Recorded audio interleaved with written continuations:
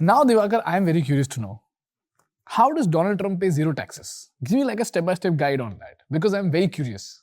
Mr. Trump builds a hotel in New York City. He goes to the mayor and says, I'm going to build this hotel. It's going to create X number of jobs. It's going to create X billion dollars of economic activity. Give me property tax waiver.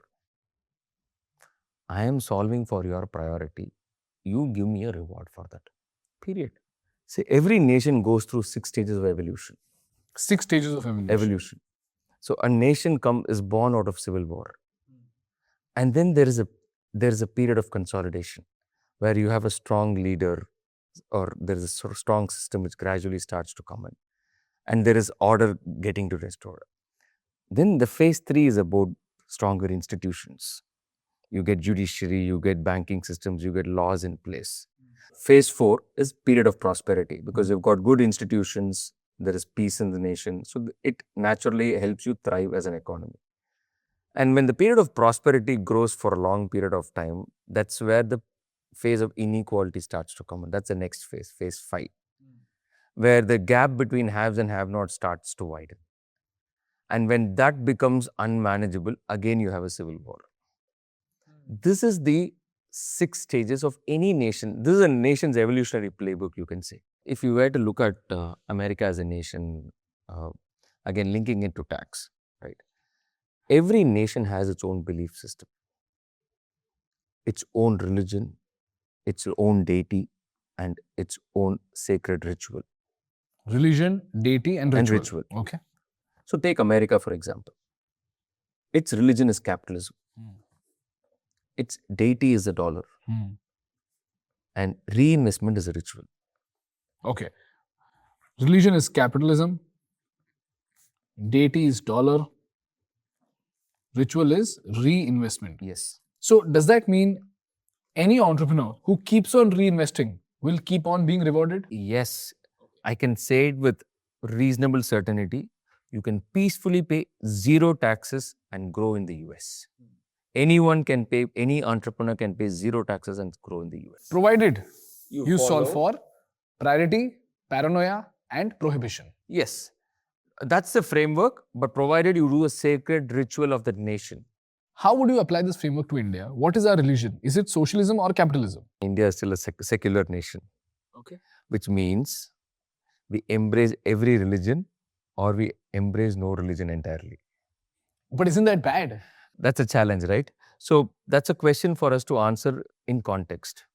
It's not that India is a confused nation, but India is still a young nation who's evolving and she's gradually starting to find her identity. And this is the phase where policymakers need to be much more assertive in the direction in which they want to build the economy.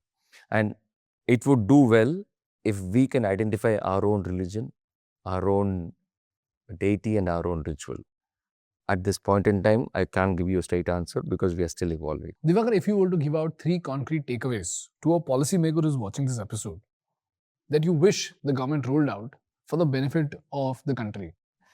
So as a policymaker, give me 20 industries, which even if I were to, I don't need to put 100, 200, 500 crores. Even if I put 10 lakhs and start that business, I won't be taxed because I'm enabling something which matters to you. Put that on scale and make that your agenda for success. Propagate people who have claimed these incentives. That must be the headline. Headline is not what is the growth in tax collection.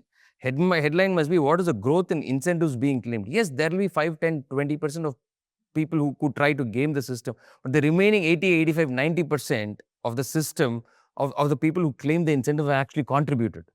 Rather than celebrating increase in collection, let's celebrate increase in claims. Because if these people succeed, everything else is taken care. What's your second suggestion? Make it easy for people to claim. And what would be your third suggestion? Give them immunity. What do you mean by that? I claim an incentive. There must be a simple self-assessment mechanism. I wouldn't want to have the fear of bureaucracy coming after me for endless number of years and having draconian penalties. So people are scared that even after claiming the legal incentive, the government might come back and penalize them. Because you are subject to regulatory scrutiny for an extended period of time, and the penalties, if even for a simple technical violation, could drag you to courts. And we know how the fear of judiciary and the bureaucracies. So they just refrain from getting the incentives. That's all. So everyone, no one is a builder or enabler. Everyone is a thriver paying full tax. That's a problem. Beautiful. I think, Divakar, this was amazing. So my final question to you is there a way to pay zero taxes in India? Absolutely. 100%. Put your own true tax cost equation. You will figure out what is the actual tax you're paying. And you will be amazed to see if you're a consumer brands business in India, you will be paying zero to negative taxes in this country because your odds of success far exceed the tax you're paying in this country. So moral of the story, pay the taxes, be happy because you're already at an unfair advantage. Absolutely.